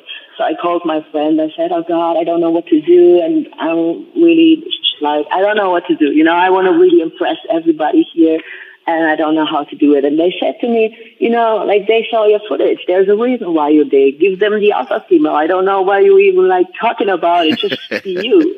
And I'm like, okay, I be me. And then we talked about the match and everything was fine. And then, you know, in my head, I went through the match a million times, which kind of face I want to do, where do I look and all that. And then it was showtime, and I have no idea. I mean, you went to WrestleMania and all that. You guys know how electrifying it can be, right? But the atmosphere and everything, it was so special. I never felt anything like this before. When we did like the live introduction, my gosh, we knew we're writing history, and we knew this is something amazing, and we knew this is. Yeah, people will talk a long time about it. And then the fight day, I had the fifth match, and we went out there. And funny thing is, okay, she hits me, right? I don't know, you saw the match, right? She hits me the first part a few times, and it was so hard. I'm like, gosh, can you come down? Like, why you hit me so hard? I'm like, my She's gosh. fired up. Yeah, so I keep calling her. I'm like, easy. And then we're like in this, she gives me like the head scissor, and I was supposed to power her up and give her like a slam, but I couldn't because she held on so tight. So I went to like a joke hold, and I'm calling her, please, for God's sake, you need to easy up, because if we don't go easy, we cannot do this. And I started panicking. I was like, oh my gosh. But thank God, everything went perfect. I mean, I have to say, like, I'm really happy about this match, and the direction of the match were crazy. Like, wow. So the reaction to this match, if you were feeling unconfident, even if you still had feelings of some unconfidence after your conversation with your friends, you had to get a huge burst and surge of confidence from the reaction of the crowd, because that crowd, that crowd just took to you, and they wanted you to win that whole thing, let alone that match. Like you became, you became the name of the tournament, honestly. And that reaction, it was so cool to watch because it was just genuine. They, like when you fired up at one point, and that crowd, it roared, and it was so fun and cool. Like I got psyched up watching it. I was like, damn, oh, what was she feeling? I mean, I know what you were feeling, but it's try and explain how good that felt after everything that we've just talked about. After growing up with a foster family, after, fighting with your brothers growing up, after, trainers beating the hell out of you, after going here and being told no, going there being told no, going to Japan, getting beat up for 5 years, all the MMA, all of these things. How good does it feel, and how much of a vindication does it feel to stand in that ring and hear that crowd react that way? Yeah, you know what? Like, story of my life is you are not good enough. Like, that's the feeling wherever I go. Like, from my first parents, give me away. You're not good enough to be with us. The second parents, you're not good enough to be our daughter. The second feeling, you're not good enough to train with us. And all the time, like, WWE basically saying you're not good enough for us. And now standing in the ring and getting this reaction, I was like, I am good enough. You know what I mean? Like, this is like... Yeah. I make peace. Like, I'm like, look, guys, this is who I am, and these people think I'm good enough. I knew it all the time. Like, I swear to God, I knew all the time that people would freaking love me in America because, I don't know, I fit in your country. I'm born in the wrong country, and I knew it. Like, I was before in America. I had like a huge match with Jazzy Gabert, and the fans were really amazing. They were like chanting, "Please come back, please come back," and coming back in WWE and having this reaction, it was just, I don't know. I was like, see, I am good enough. Yeah, I think too that, with something like this, like, the long road that you took to get there, and it was a culmination of all these years and all these events that happened to you to get to this point. And being nervous is a natural thing. And I've always put it in these terms as well. For myself, is that I was always nervous going out. I always had a little bit of butterflies, whether it was a live event or whether it was a WrestleMania, whether it was a pay-per-view, whether it was Raw, SmackDown, whatever it was, because you care about what you do and you take pride in what you do. And there's always in wrestling, there's no net, there's no safety net to catch you if something happens out there. So there's always that little fear of something going wrong or of failure, and that to me, I think people that compete at a high level, like we all have, that it's you use it as a motivational tool to go out there and to perform, and that obviously happened when that switch flipped for you in the first round of this tournament. It's funny, when I was watching it and then I saw the finish, I was like, oh man, I wonder. And then like when I watched the whole thing, I was like, I wonder if they knew how things were going to play out, if they would have aligned these brackets a little bit differently. But you should still be very proud. But do you use that stuff as motivational tools as well, like what I was just saying? I don't know, like, of course, and I mean, as Triple H said in the interview, he was surprised about me, like, I don't know, like, if they would have known that the people would react on me like that, maybe I would have come to the second or third round, who knows, right? But, yeah, I definitely use my match as motivation, yeah. I don't think they fully knew what they had, and I don't think anybody could have guessed that the crowd would react that way, because, like I said, it was a genuine... You could just feel it happening. It wasn't anything that was planned out. It wasn't anything, as most, real reactions are. It just happens, and it just happened. But, from there, and again, back to Beth telling me that the first person she talked about when she got back from being down there was you. She said, you have to talk to Jazzy at some point. She's amazing. I love this girl. Her story's incredible. She's an amazing person, and she's awesome. And she got to do commentary on your dark match, your 6-woman tag team match. Yeah. And if you watch that thing, have you It's let so me cool to get back watch, to this. and you just barrel through. It's awesome. So explain that. So yeah, from the first match, right, I come backstage and Shawn Michaels is all over me, and I'm like, I can't believe that he's standing there and being so freaking amazed about me and my match and saying this was the main event and we can close the show now. And I'm like, what is he saying? You know, and he's like, I'm a fan of you. I'm like, no, I'm a fan of you, sir. And it was just amazing. And all the people came around and, you know, comfortably, like, shake my hand and stuff. And I thought, okay, this is it, you know, like, that was my match and I can rest now forever and I can, you know, go home. And I was really, really amazed. And the second day, you know, I dress up like they say, I dress up like I'm going on world tour, like a rock star. But I was just there to chill, you know, to support my friends, like Kyrie, she's like one of my best friends, and support Tony. And then I just chill around. And then Tessa Blanchett came to me and she said, hey, Jazzy, I guess you don't know, you have a match today. I'm like, what? I have a match today? And nobody told me. And they're like, yeah, we have a 6-man match. I'm like, oh, shit. So I go dress myself up, and then Shawn Michaels was our agent. Like, that was the first time we ever did that. And, yeah, like, and she said, just because of me. And I was like, whoa. And it was just cool. And she did a lot of input, and it was crazy. So, okay, so I watched the whole show, right? Like, the 6-man tag was, like, I think maybe 3 more matches were afterwards, but it was almost the end of the show. So I'm watching all the matches, and I watch also Abby Lee, and I wanted to see if she gets the same reaction, or does any match get the same reaction like we had on the first day. But not really, you know. And I was like, okay. And then our girls came out, and I was the 5th girl. So I'm standing backstage. Triple H is also next to me, and, you know, waiting for my entrance. And then my music hit, and my name came on the screen. And the people went crazy. They were like, Jazzy, Jazzy. I'm like, whoa. And we're looking at each other and we're like, whoa. And then I go out there and I had to smile. I couldn't hide it, but I tried to be serious, you know, because of being serious. But I tried to hide it, but I couldn't because I was so overwhelmed. Oh my God, like, what the hell is going on here? And I'm looking at all these people's faces, and they're like so happy, and they're screaming so loud. I cannot even hear my music. I'm like, this is insane. And then I go out to the ring, and then they're like, we want Jazzy. And I was like one of the last person to tag in. And they're screaming the whole match my name.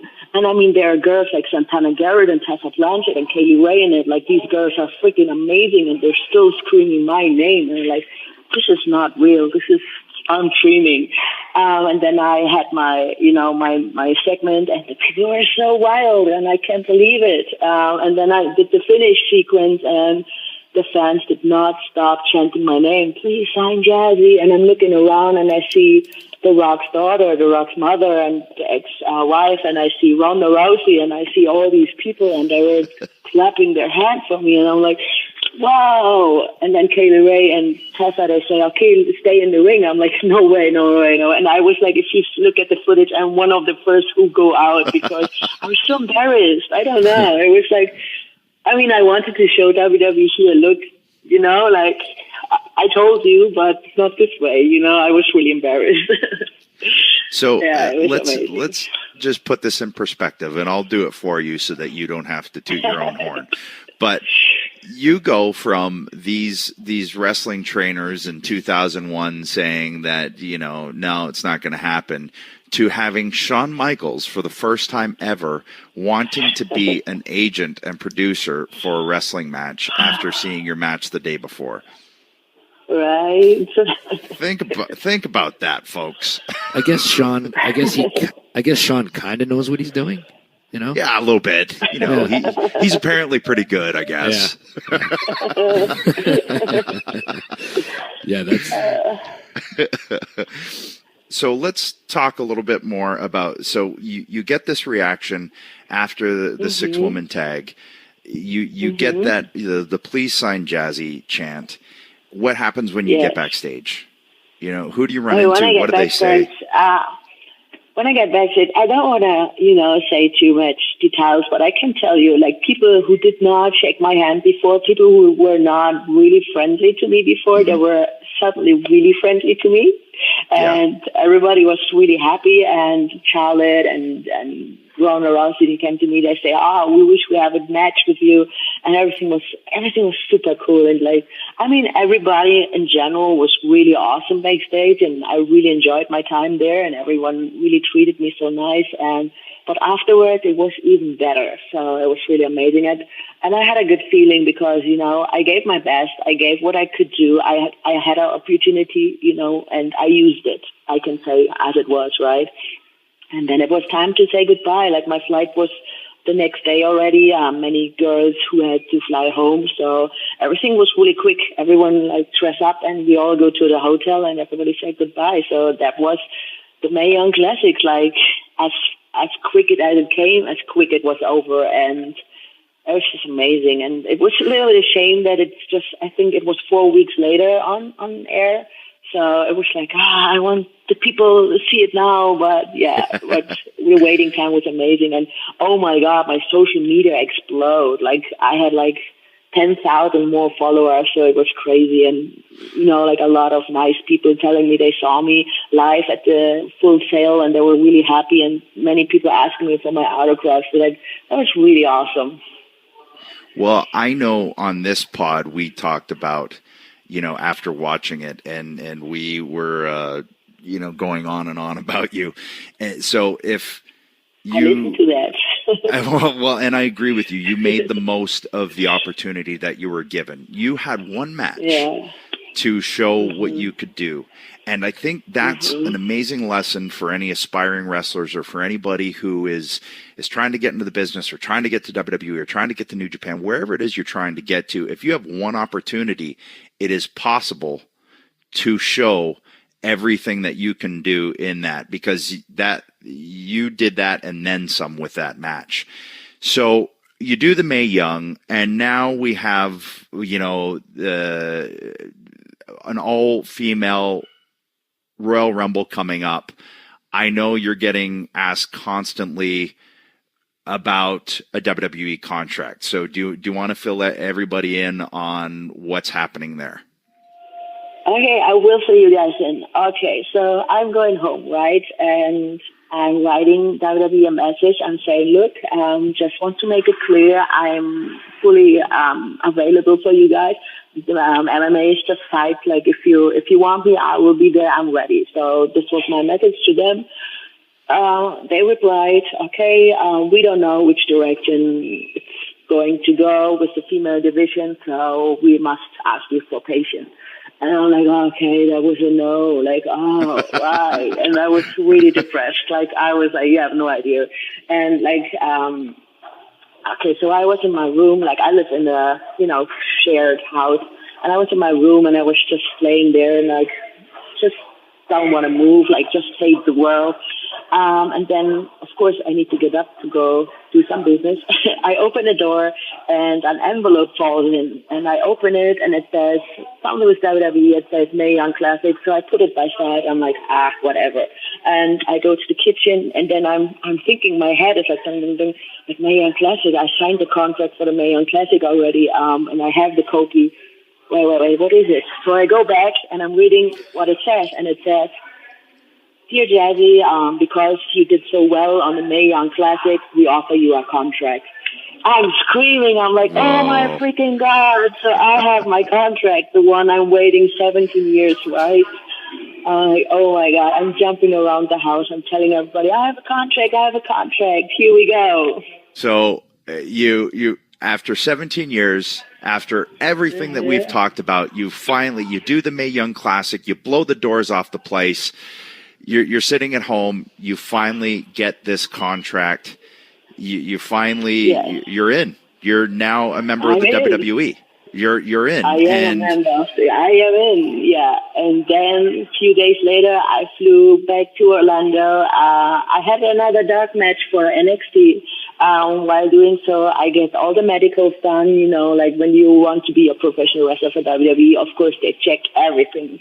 Like your liver, your heart, your whatever you can think of. They look at your knees, because for wrestlers the knees are a big problem. They check your back and they check your neck. And then unfortunately, how was it? Okay, so they asked me, do you have any pain? Of course I say no, but every wrestler. I mean, come on, every wrestler has pain somewhere, somehow, you know. So, but you play it down and you say, okay, it's not too bad. And I had some weird pain in my shoulder, and I always thought it's like a pinched nerve. But I thought, okay, I'm good to go. Like, this is nothing, you know. Like, as soon as I have my $1 million, I can afford like a good bed, you know, and everything will be fine. So I played everything down, but then eventually I had to fly to Pittsburgh to Dr. Maroon, and he was checking because, you know, I had a few concussions because of MMA. Like my first MMA fight, I had like a real bad concussion, so he wanted to check on that. But that was okay, and you have no idea. Like, we were about to say goodbye. Everything was fine, and then he said, okay, I want to do one more check. And then he did something really weird. Like, he lifted up my finger and he snipped my finger, and then he could find out, and he said to me, is something wrong with your neck? And I say, no, I don't know. Like, no, but I really don't know, you know. And he said, okay, we want an MRI. And I'm like, okay. So I go home. I had to do the MRI. And when this results came out, I go to the doctor, and he looks at me like it was a real concerned face. And he's like, have you been in an accident, like a car accident or something? I'm like, no, why? And she explained to me that my neck is really bad. I don't know the English word for it. I think it's disc, like a broken disc, like a herniated disc. I think that's the word, right? Yeah.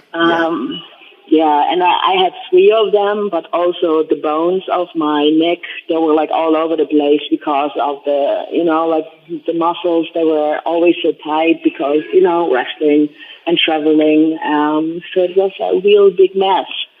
Yeah, and then, of course, they sent the results to the WWE doctor, and then the WWE doctor contacted me, and they said to me, we're really sorry, Jazz, but we cannot give you our clearance, and you are disqualified, and you cannot work for WWE. So it looks like the next step I have to do, I have to get a surgery. I have to get it fixed because I didn't notice it before, you know, like, I don't know. Yeah. It's, I guess, the thing of you try to ignore it, but now as I know what's actually happening with me, I feel like my arm is getting numb all the time, and I have this really bad pain, and I know now why my shoulder is hurting so badly, because it's the nerve, like, the disc is like pushing on the nerve, and that's why I have so much back pain in my neck and my shoulder. So, wow. Well, the story is not a happy ending, I guess. I don't know. No, don't take it there yet. I mean, it's just another chapter. Wow. You know, it, like you said, with wrestlers, what we do is say, well, of course we're sore, because we get thrown onto a mat that, whether people realize it or not, is a little bit of carpet padding over plywood and steel beams. Yeah, or when your body doesn't.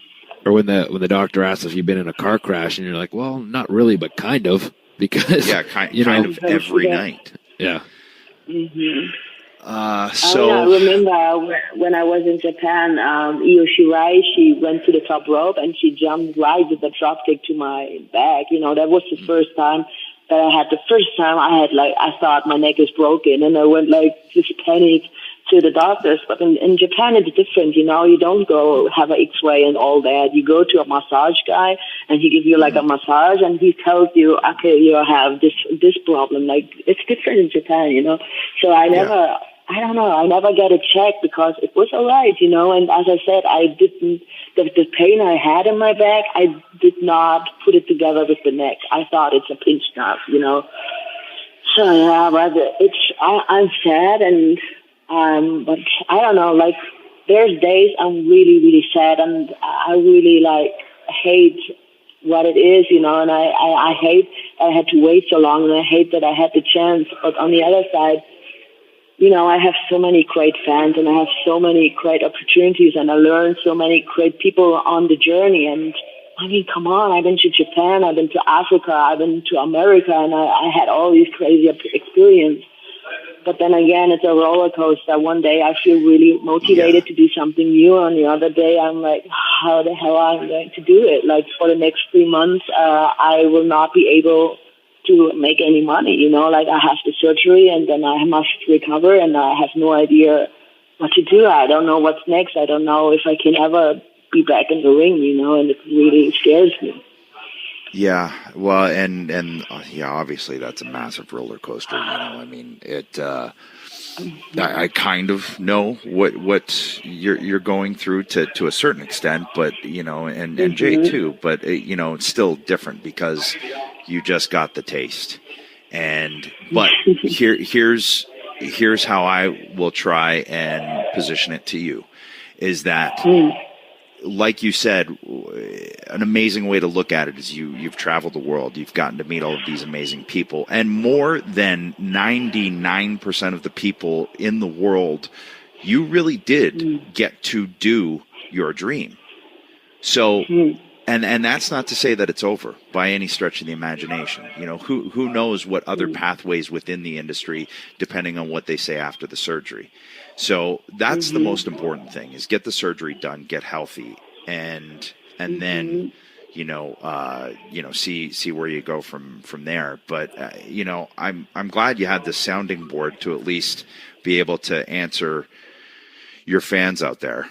I think too, another way to look at it positive is that, you know, you're fighting your whole career to get to WWE, and they did, you know, you did get offered a contract. I know it's not, you know, maybe the way you wanted it to go, but you got that, you know, if nothing else, all your hard work did pay off in a sense. But I think also you have so much experience that, you know, you're talking about other avenues in that, and it sounds like, you know, all the things that you've gone through in the wrestling business, how much you love it because you persevered through all those ups and downs that you had. You know, maybe there's a you know, giving back in the sense of training people, you know, the way that, you know, you said you felt you weren't trained properly, and maybe you can give back in that sense. I know maybe your love for how much you enjoyed your time at the Performance Center training there. Maybe that's something down the line too, where you could now focus on that, maybe becoming a trainer. So I'm just spitballing here, but there's so many other avenues in wrestling, and you can't. I always thought too with wrestling, it's not like something you can just go hand out a resume or you know, you kind of have to have that experience to fill these other areas, like being a producer, being a trainer, or something to that effect. You know, you can't just pick anybody off the street. You have to have that experience, and you obviously have a lot of that. Yeah, I don't know. I mean, you know, like the alpha female, for example, she's like a unique character, right? I definitely want to put her as a comic character. You know, I found someone who helps me to draw like the alpha female. I will send her now to adventures. She can go anywhere. And I mean, I try to do my next dream, you know, like my dream is to be also like an actress. I try to be in movies. Yeah, I played once, but it was just a little tiny role in a Hollywood movie, and that was so much fun. And yeah, I would try to get my butt there somehow. I don't know. Like, you know, like I feel so sad, and so I feel like a failure. Like I feel like I let all my fans, like, you know, like all the supporters, like even if they just like or retweet my stuff, like they support me, you know, and I feel like I let them all down, but I hope, I don't know, they can forgive me, and I will really still give my best. And you can't. Don't look at it that way. Here's how you look. Here's how you should look at. Here's how you should look at it. In by doing, you know, and people hearing your story, there's nothing failing about that. You know, you scraped and clawed to get exactly what you always dreamed of. Now, I've always said in life, sometimes there's going to be big piles of shit that you got to dig through in order to get to the diamond underneath. And this, I think, is one of those instances. There is going to be something that you can pull from this. And we've talked about it briefly, you know, that there's going to be something to pull from this. I think we're both of the same mindset, is you'll be able to find the positives that you can out of this situation. It just might be difficult right now while you're right in the thick of it to see it. But I'm not going to be surprised to find out that you're doing something either within the wrestling industry, and who knows what the extent of it, and after the surgery, maybe wrestling again, or maybe, as an agent producer or as a trainer or in movies. Who knows what it is? But don't look at it as a failure. Just look at this, seriously look at this as just one more chapter and one more story that you can tell 5 years down the road, or whenever we have you on the pod again, and you can say what you've been up to, and this is just one more amazing part of a story that would make a great movie, by the way. Yeah, it would. Yeah, let's call The Rock, okay? yeah. Let's get $7 on this if they're listening. Come on, Gewurz, I know you're listening. Well, Jazzy, I know you're calling. I know you're calling from Germany, and I don't want to keep you too much longer because I can just imagine the phone bill. Yeah. But just know that we've always been a big supporter of yours. Don't look at this as a failure, and I know everybody listening to this is going to be inspired by this. They're not going to look at it as a failure, trust me. And you're going to get bombarded with tweets after this. We need a happy end, so I need all the fans. I need them to have a happy end with me together. So let's keep working hard, let's make the best out of it. But hey, I got the WWE contract. How awesome is that? Yeah. Yes. Yeah. You should, your story's amazing. Glad you shared it. And, you should be super proud of all the accomplishments that you made in the wrestling business. And, I think that you'll be fine no matter what you choose to do in the future. And hopefully, everything goes just the way you want it to, because you deserve it. Thank you so much, and thank you so much for letting me be a part of this one. I think that is one of the greatest achievements, I swear to God. I'm really happy that I can be on here. Well, I'll be checking up with you, Jazzy. I'll be seeing how everything's going, okay? Awesome. Thank you so much. And say please greetings to your wife. Oh, I will. Thanks, Jazz. Thanks. So, like I told you, an amazing story. Yeah, it really was. I mean, this woman has been through everything and continues to go through everything, as she talked about with getting the kind of the verdict on what's going on with her neck, which, as we talked about with her, I know on paper and right now, and to everyone who is hoping that she would be in the Women's Royal Rumble, huge disappointment. And to finally, after 17 years, we're talking about 11 years with the Sings, and finally getting the contract and now getting to do it. She works 17 years, gets there, and then right now it feels like, okay, there it goes. Yeah. I truly do feel there's more for her to come. She's a special human being, and it's just one more layer and one more chapter in her story that she'll be able to tell one day in an already incredible story. Yeah, and I mean, like you said, her story really could be a movie, and it's inspiring to see somebody like her that kind of felt rejected from a very young age and was dealing with that, to just keep pushing through no matter what, trying to find her place and finally, like she said, looking to wrestling as an escape from her tough family life and childhood, and because of that, getting her what she sees as her real family with Masachono and that whole thing. And wrestling really did bring her that family, and just very inspiring. And yeah, my jaw was sitting here open half the time, because you can't really believe that this stuff happens to people and that they come through it on the other side. And just not only that, like, how many times could she have given up and people have been like, you know what, you have the right to give up, and she didn't. And through it all, she seems like such a great person. And she's maintained a very positive outlook on life, even when things like this are happening right now. And understandably, like she said, she has difficult days where, like I said, understandably, who wouldn't? But right. If she proved anything through all of this, it's that she'll dust herself off and find her next step. Yeah. I have full confidence in her in that. And I'll be keeping tabs. Like I told her, we'll keep tabs and see how everything's going, how the surgery goes, where she stands after the surgery. For anybody who wants to follow Jazzy on Twitter, give her words of encouragement, I'm sure it would be much appreciated. And, on Facebook and all of those things, and just keep track of where she's at. Her Twitter handle is @alphafemale1.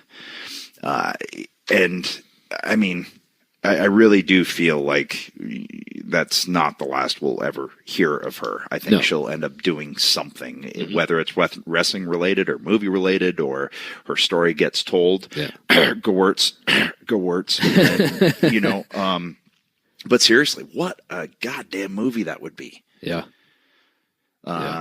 So Jazzy, we know you're listening because you were just on the show, but keep your head up and, just power through it like you have everything else. And I think she's going to be just fine. It just maybe doesn't feel like it right now, but she will be. Yep, I echo those statements, and hopefully we'll catch up with her at another time and see what she's up to. And I'm sure she's gonna go far in whatever it is that is next for her, whatever stage. So,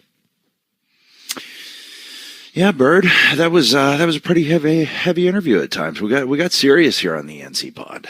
Yeah, we did. No, and it's, after talking about shitbeards and everything else. But what's cool though, to be able to talk to, anybody we want really, right, on this. And like, I don't want to talk with you. So this is cool that we get to, and like I said, we give her, spit it out, the kind of platform to come on and talk. And we wanted to get to know more about her too. Right. So it was just a cool, thing for us to get to talk to her as well.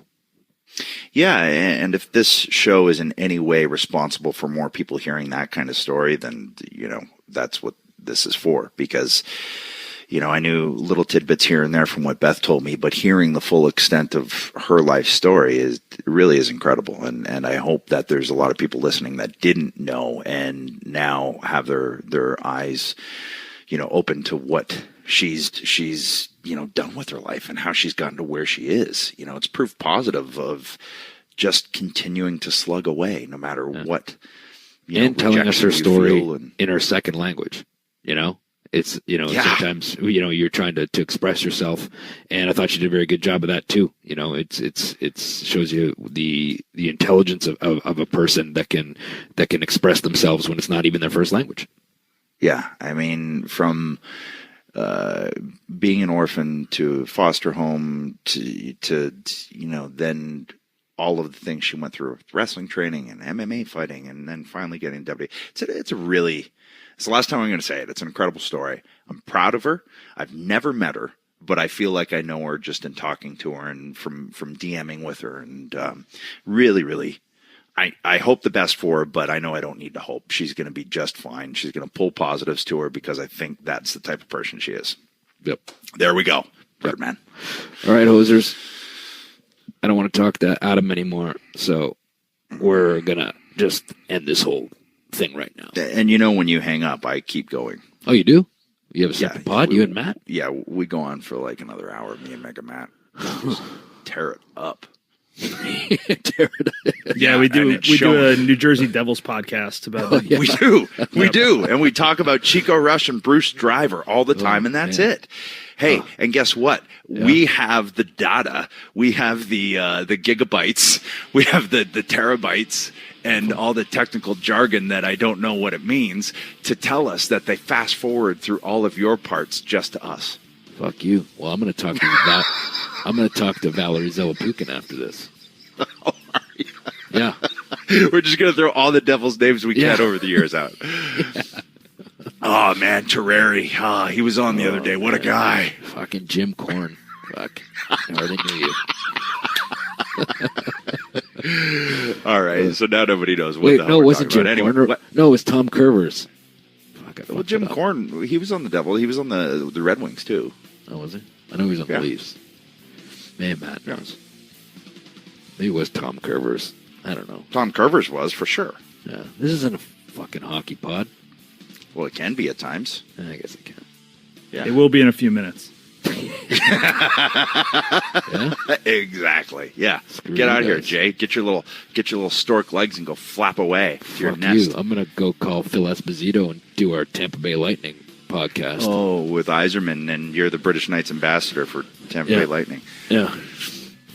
So Nobody's suck going to on understand that reference besides you. With the old. Do you remember British Knight shoes? You do. You Yeah. had some. I had British Knights. BKs. Yeah. That's Yeah. why I call you the British Knights ambassador. Yeah. When you're the social media ambassador for Tampa Bay. Right. Okay. But when you got to explain the joke that much, it doesn't really kind of lose some of the steam. So anyway, all right, it's time to go. All right. Bye. Suck it.